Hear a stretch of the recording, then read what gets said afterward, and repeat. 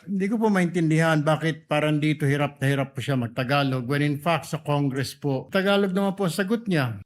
Puro Tagalog, Mr. President. What is this? I mean, mabuti po sana pati yung discretionary and she's a government official, she doesn't know what discretionary means is. Dito po, puro sumasagot naman po siya. English, Tagalog. Yes po. Are you aware? Opo. O may authority, special disbursing officer. Kasi po, wala akong alam kung paano po i-implement ang mga confidential.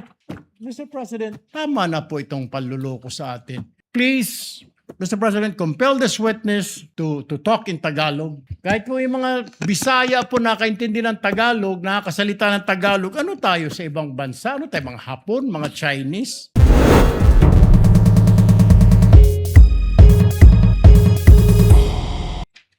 In the accomplishment report this time, not liquidation reports, so long as i-label nyo lang under yan ng good governance program. You want me to repeat the question, ma'am, or you can answer now? Durag duhaman ka buka ang question nato, Your Honor. Accomplishment report this time. Yung kanina po, nag-guess nyo na, liquidation report. Ngayon yung tanong is, sa accomplishment report naman, pareho lang. Kahit anong activity, isasama sa accomplishment report, so long as isusulat under good governance program. Tama Counsel, po ba? can you confront the witness with the accomplishment report? Assistant Okay, Counsel, can you show her the accomplishment report? Para maunawaan ng Opo, opo. testigo na ibang dokumento na ang pinag-uusapan natin. Kanina yung physical and financial plan, ngayon naman yung accomplishment report.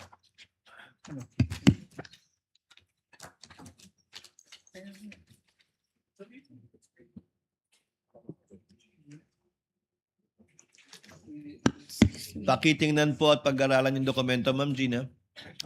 Para alam niyo po na yan ang tinutukoy ni Attorney Ligutan sa mga katanungan po niya sa inyo. Excuse me, Your Honor. Mm.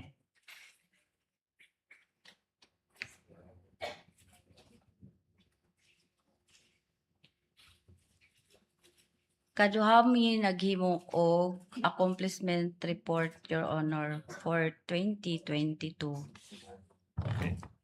Yes, ma'am. Kung dalawang beses po kayo gumawa ng accomplishment report, Ma'am Gina? Opo, Your Honor. Alin po yan? Yung nauna o yung sumunod? Ang kaning gihatag sa ako, Your Honor, mao ni ang una nga gihimo, Your Honor. Yung unang accomplishment report. Meron ba kayong kopya ng pangalawang accomplishment report, Attorney Ligutan? Okay.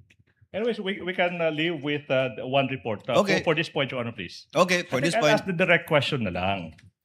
Sige, Your Honor. Madam Witness, kinukumpirma mo na may mga activities sa report nyo, sa liquidation, sa accomplishment report na nabasa nyo,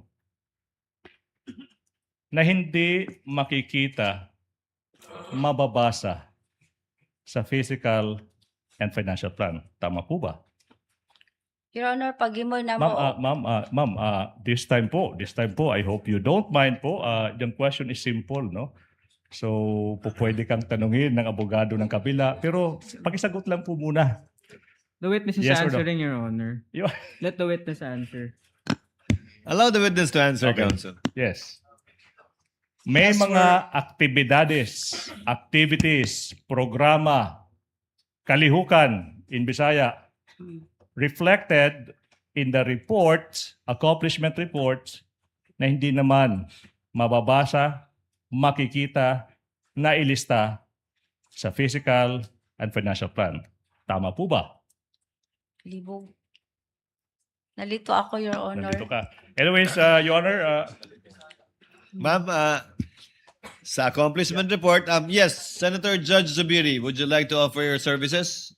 Yes, actually, not the services to interpret, but it's possible that Attorney Ligutan could ask the question in Bisaya para maintindihan, kasi pareho kami mga Bisaya, para maintindihan ni Ma'am Acosta. And then, anyway, it can be objected to by the defense because I know there are 3 or 4 of you, Bisaya, taga Cebu, tulo mo diya, nakasabot. So, you can always object if the translation of Attorney Ligutan is wrong. Is different. It's simple Bisaya naman. Pakasabot man ta, pero ang mga tinagalog din di kasabot. But it's very simple. Yes, so maybe that way we don't have to keep stopping. Attorney Ligutan can ask the question first in Tagalog and then translate to simple Bisaya. Makatubag ni si ma'am, she can answer. And then Attorney Ligutan can offer the answer also in Tagalog. If it is not of course, approved by the defense can give a clarification of what the answer of the lady witness has. The point of the Thank you very senator much. judge is well taken. Let's try to do that, Okay, now. counsels, with your permission. Yes, Attorney Bakel. Yes, Your Honor. May we respectfully suggest for a court-appointed interpreter, considering that hindi po kasi ako Bisaya, so actually nahihirapan po ako to understand the witness, understand Attorney Ligutan, and understand my colleagues who are likewise. If you may, if you will please, we already have an interpreter, actually two of them here, Yes, sir. that will course it through the chair if there is a need to do so. Some of the words are understandable. Anyway, kindly proceed slowly, Attorney Ligutan. I will. But on this issue and this question, Ms. Acosta, ang tanong po sa inyo, may mga nilagay po kayong accomplishment report na wala dun sa physical and financial plan. Na sinabi nyo lamang o tinisip nyo lang, kasama yan sa good governance program. Ang nasulat sa accomplishment report, Your Honor, is yung mga expenses na allowable po sa confidential funds. Opo, pero wala nga po yan, hindi yan nilagay doon sa physical and financial plan. Nakalagay lang po sa accomplishment report. Sa accomplishment report, Your Honor, kung actual. Kaya nga, doon nga lang po nakasulat. Sa physical and financial plan, wala po doon. Generic po ang sa Generic. physical financial Okay. plan, Your Honor. Attorney Ligutan, continue. Opo. That's a cue to the next question. And because the program indicated in the plan is broad and general, generic sabi nyo, so much discretion is given to the office of the Vice President on how to utilize confidential funds. Translate into Tagalog. Unfortunately, I'll be needing, ano pong ibig sabihin, what's Tagalog for discretion po?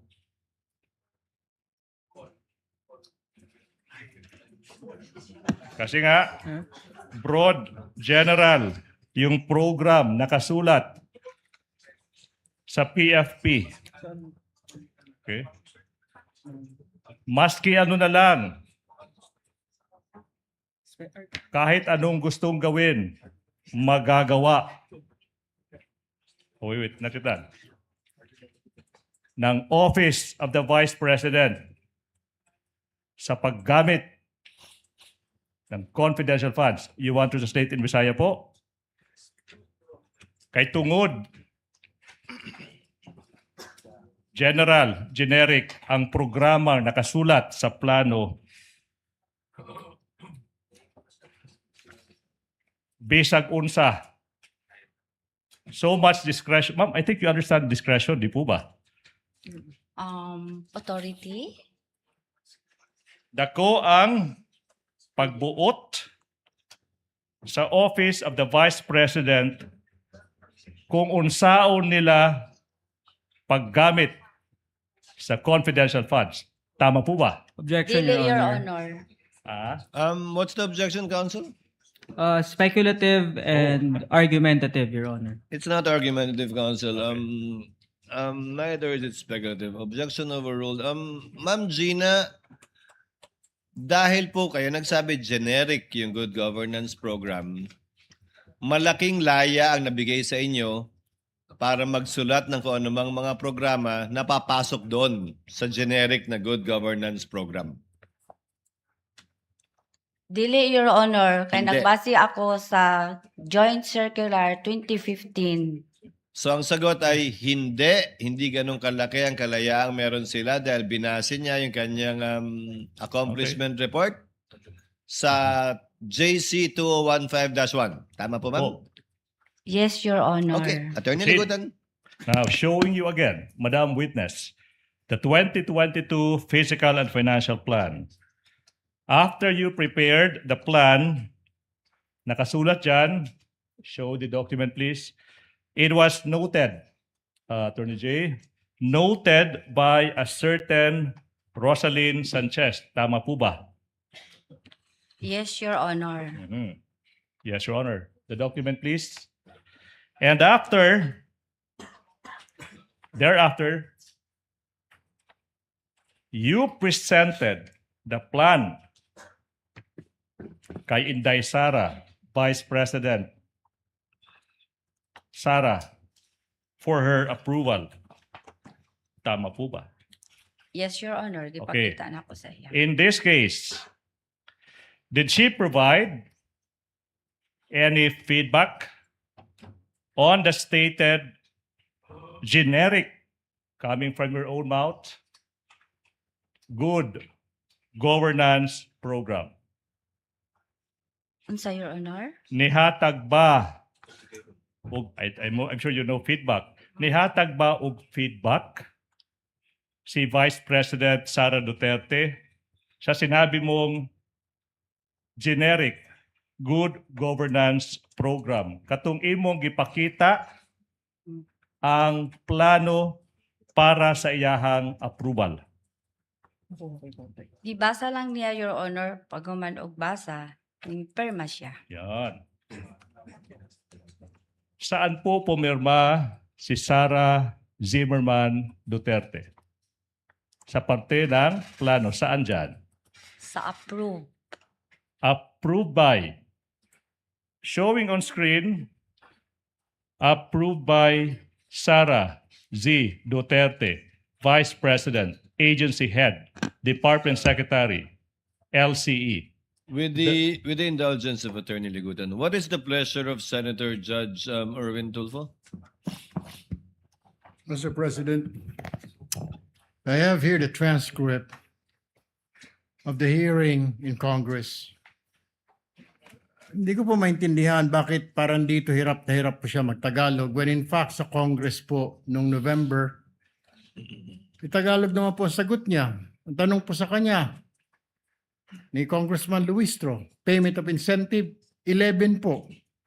Would you know whether this amounts would total 120 exactly? Yes, ma'am. Gitotal ko po yan, ma'am. 120 million po. It's all puro Tagalog, Mr. President. What is this? I mean, mabuti po sana pati yung discretionary and she's a government official. She doesn't know what discretionary means is. I mean, what it means. Dito po, puro sumasagot naman po siya. English, Tagalog. Yes po. Are you aware? Opo. O may authority, special disbursing officer. Kasi po, wala akong alam kung paano po i-implement ang mga confidential. Mr. President, tama na po itong panluloko sa atin. Please, Mr. President, compel this witness to talk in Tagalog. Kahit po yung mga Bisaya po nakaintindi ng Tagalog, nakakasalita ng Tagalog, ano tayo sa ibang bansa? Ano tayo, mga Hapon, mga Chinese? I know, Miss Witness, you can understand Tagalog, you can speak Tagalog dahil nandito po ito. Ilang pahina po ito. Tagalog po yung sagot po ninyo. English po, sumasagot kayo. Tinatanong kayo ng English, sumasagot po kayo. Bakit ngayon parang hirap na hirap? Kailangan i-translate sa Tagalog, sa Bisaya, sagot, Tagalog, Bisaya, Tagalog, Bisaya. E abutin mo tayo ng isang taon dito, Mr. President. Ito po yun. Sumagot naman po siya. Alam nga ba naman, lulukuhin tayo ng nagtatranscribe po nito. Sagot po yan. Kasi po, nagbabase lang po ako sa ibinigay ni Sir La Chica ng mga ibinalik niya sa akin. Ms. Acosta, kindly answer the question. Piatos po ang sinabi ko, ma'am, na apelyido. That's all, Mr. President. Thank you, Senator Judge Erwin Tulfo. Point well taken. Attorney Ligutan, to abbreviate the proceedings, kindly choose one language, English Alright. or Filipino, in asking the question. You don't have to translate each time. unless the witness requests you to do so. Yes, Your Honor. Preferably use Filipino, Attorney Ligutan, Opo, as I'm opo. sure Yes, you're ma'am. well versed with it as well. Para Yes, mas maunawaan po Mr. ni Ms. Presiding- Gina. Honorable Presiding Officer. You may proceed, Counsel. Ma'am, na tubig. There's water if you want to drink water po, ha? Yes. Drink water. Now, since you said inaprubahan po ng Vice President yung plano, kasama sa inaprubahan ng Vice President yung generic good governance program. I-approve niya, Your Honor. Okay. In fact, ma'am, yun din po yung naging tugon nyo sa same line of questioning noong November 25, 2024, as shown by that portion of that transcript. You confirm that it was may approval po ng head of agency at saka yung head of agency is the respondent in this case, Sara Zimmerman Duterte, Vice President. Tama po ba? Tama po, Your Honor. Let's proceed po sa susunod na punto. Let's go to the fiscal and financial plan naman. This time, para naman sa 2023. From Good Governance Program, ma'am, this time, Attorney J, it can be seen sa plano, this time, hindi na good governance program, kundi nakasulat dyan, socio-economic program delivery. With the indulgence of counsel, can the tech please zoom in? Yes, kindly zoom in on it.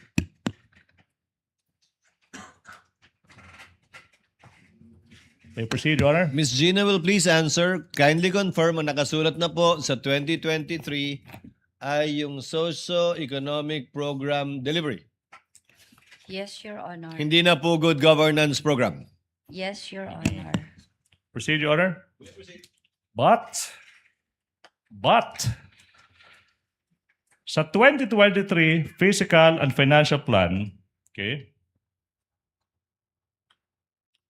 yung expected outcome naman nananatili 2022 na expected outcome.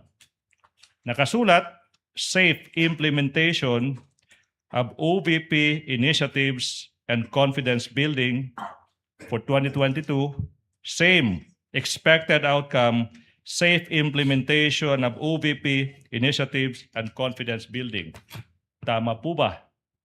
Tama po, Your Honor. Ma'am, pwedeng mas malapit pa sa mikropono para po marinig.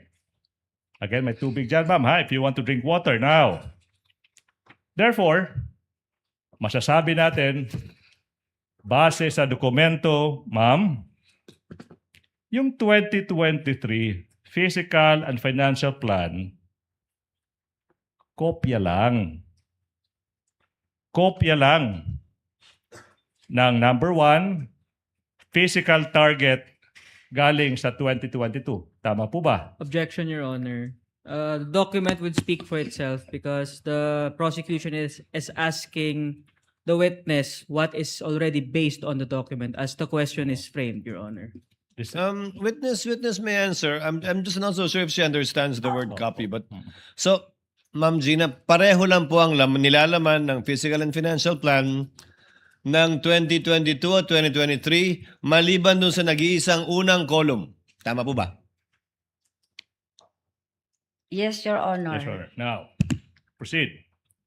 Same with budget for each quarter. Para sa fourth quarter ng 2022, 125 billion pesos. Para naman sa budget na hinihingi ng Office of the Vice President para sa unang quarter, pangalawang quarter, third quarter, fourth quarter ng 2023, ma'am. Kopyang-kopya yung amount.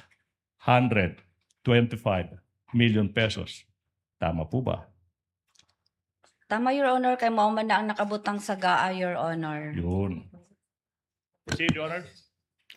Yung may tama daw dahil yun daw ang nakalagay sa GA. Both the 2022 Physical and Financial Plan and the 2023 version provided for broad program under po sa programs, activities, and projects. Sa 2022, Good Governance Program. Sa 2023 naman, Socio-Economic Program. Pero as to budget, pareho. Yes or no? Pareho, Your Honor. As to expected outcome, pareho. Pareho, Your Honor. All right. Now, let's go to this physical target naman. In the 2023 physical plan, same observation ba, ma'am? Na nakasulat dyan, letter A, number, identified areas with surveillance conducted and monitored without, hindi po nakasulat dyan yung actual na numero. Tama po ba? Tama po, Your Honor. Same with the letter B entry, percentage. Nakasulat dyan, percentage, the symbol symbolizing percentage of activities implemented without and toward security-related incidents without stating the actual percentage. Tama po ba? Walang number. Tama po, Your All Honor. right. In fact, you admitted, Madam, in the November 25, 2024 Committee on Good Government hearing that you have to consult Colonel Lachica on what to put in the physical and financial plan. Do you remember this? Yes, Your Honor. Yan.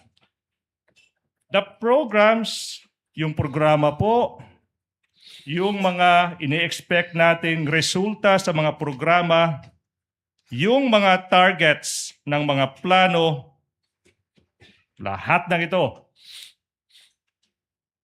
ay gawa, ay galing kay Colonel Lachica. Di po ba? Unsa to, Your Honor? Mhm. Ay, sorry, sorry. I will repeat. Kindly repeat, Counsel.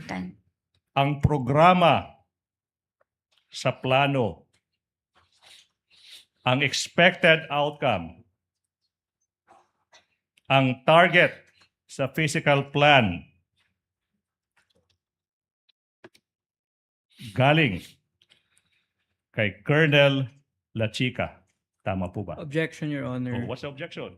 What's the Ask and objection, Counsel? Asked and answered, Your Honor. The Oh. witness has already testified previously that security officer is providing inputs and guidance, This is Your Honor. 2023, Your Honor. I think the question pertains to 2023 now. That was Yes. she answered with respect to 2022. Ma'am Gina, yung nangyari po ba noong 2022, ganun din po sa 2023, galing kay Colonel Lachica? Sa paggawa ng physical financial plan, Your Honor, kasama gyapon ako siya. Kasama ko siya, Your Honor. Sa kanya pa rin ako nanghingi ng inputs and guidelines po, Your Honor. Yes. So galing nga po sa kanya. Galing Kaming- kay Colonel Lachica yung inyong inputs na nilagay dito. Kaming dalawa po, Your Honor, ang nag-discuss, Your Honor. Mhm. Counsel, your witness. Let's go to that November 25, 2024 hearing. Ma'am, tinanong ka ni Representative Jane K. Luistro. As a matter of fact, the financial plan does not bear at all the signature of or the name of Colonel Lachica. Ma'am, yung sagot nyo dyan, yes po. Pero sa kanya po ako humihingi ng inputs or information with regards to the implementation of all these projects included in the confidential funds. This is what you said under oath in November 25, 2024. Under oath. Opo. Tama po ba? Your Honor, please. Ma'am, did you answer? Opo? Opo. Opo, ma'am. Your Honor, it's 12. Can I ask one question and I move for lunch break? Yes, Counsel, you Before may. we proceed to the next question. Ito yung tanong now.